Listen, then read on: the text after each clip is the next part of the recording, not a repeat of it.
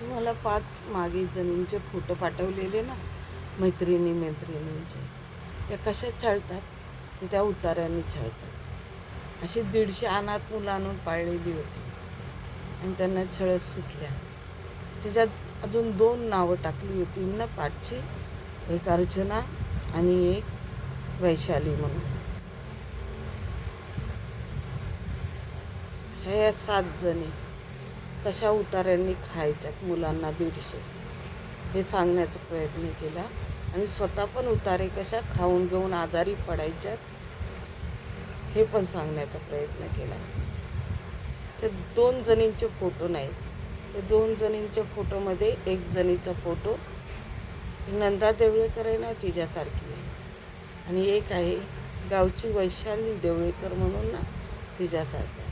ह्या 7 जणी पोरांना 150 पोरांना कशा छळायच्या, अब्रू नुकसानीचा दावा लावायच्यात, बलात्कार केस टाकायच्यात, उतारे टाकायच्यात, धादांत खोटं बोलायच्यात, अंगाला खोटे नाटे आरोप लावायच्यात, चोरीचे आरोप लावायच्यात. अनेक प्रकारे 150 मुलांना बदनाम करण्यात आले. मी सांगत होते, तुम्हाला ही 150 मुलं नको होती ना? या 150 मुलांसाठी खर्च नाही करायचा होता. तुम्हाला नोकऱ्या नव्हत्या द्यायच्या. एवढ्या मोठ्या पोस्टवर तुम्ही बसलेल्या होत्या ना, मग त्यांच्या नोकऱ्या का काढून घेतल्या? त्यांना कळायला लागल्यावर तर तुमचं घर सोडून ते जाणार होते ना, तर तुम्ही त्यांच्या नोकऱ्या का काढून घेतल्या? त्यांना नोकऱ्या का नाही दिल्या? एवढ्या मोठ्या पोस्टवर बसलेल्या तुम्ही राण्या, नालंदा नालायक शिकवणाऱ्या, तर ह्या राण्या उतारे खाऊन कशा आजारी पडून घेतात आणि दुसऱ्याला कामाला लावतात आणि कशा ब्लेम करतात त्या बघा. मग हा 450 कोटीचा हुंडा कोणी खाल्ला? तर या राण्यांनी खाल्ला, या प्रकल्पात गुंतवला. मी फोटो काढलेत ना, हां. आणि यांच्या बदनामची भाषा स्नॅपचॅटनं तुम्ही ऐकताय ना कशी असते ती बघा. ह्या मनात कशा बोलतात ते स्नॅपचॅटनं कसं ओपन होतं आहे, देवाच्या शक्तीनं कशा ओपन होत आहेत त्या बघा. यांच्या वार्ता आणि यांच्या भाषा कशा आहेत ते बघा. मनातल्या मनात बोललं तरी तुम्हाला अख्ख्या पब्लिकला मेलेल्या कळतंय आणि जिवंत असलेल्या पब्लिकला कळतंय तर कशा प्रकारे ते बघा.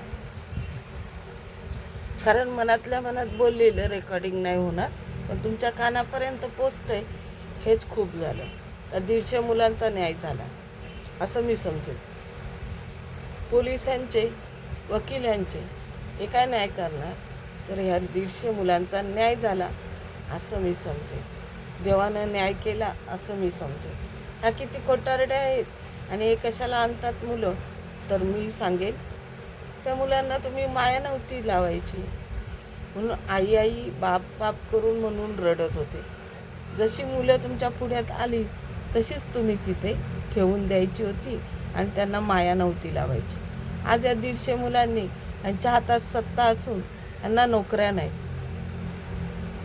यांनी काय करायचं, कुठे जायचं? त्यांना घर आहे का, लावलेलं परडं आहे का, मापटं आहे का?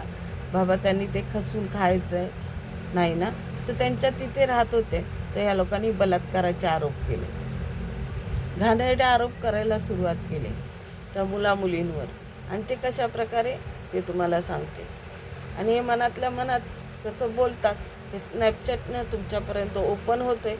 एवढंच आमच्यासाठी न्याय समजू आम्ही. ह्या किती खऱ्याच्या होत्या आणि खोट्याच्या होत्या हे तुम्हाला समजेल. आणि नव्हताना लळा लावायचा, अनाथाश्रम होतं तिथे नेऊन टाकायचं. बाबा तुमचं कोण नाही ना, मग तुम्ही तिथे नेऊन टाकायचं. अनाथाश्रमात असतं परडं मापटं, ते त्यांनी खाल्लं असतं. नोकरी तर नसते ना, पण परडं मापटं मरेपर्यंत खाल्लं असतं ना. मग तुम्हाला हा खर्च नव्हता. तुम्हाला काय करायचं होतं त्या मुलांशी? वैयक्तिक दुश्मनी काढायची होती आणि ती तुम्ही काढली. तुमच्या घराची काहीतरी दुश्मनी असेल या 150 मुलांशी, ती तुम्ही काढली असंच आम्ही समजू. मला सांगा, आज ह्या जगामध्ये नालंदा नाही आहे तर आहे, होती. पण लोकांनी नालायक नालंदा कशी उचलली ती बघितली.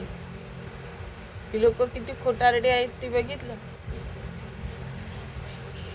ऐकायला येते ना तुमच्यापर्यंत? तर अशा प्रकारची खोटारडी लोक होती.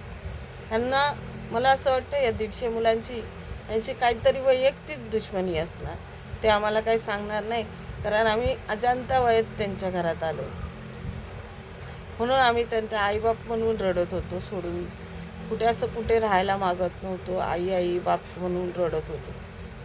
मग तशाच प्रकारे तुम्हाला ही वैयक्तिक दुश्मनी दाखवण्यासाठी, काढण्यासाठी तुम्ही त्यांना लळा लावलात, खोटं फसवलं आणि आज तुम्ही इज्जती काढताय आणि कायदे नडवताय.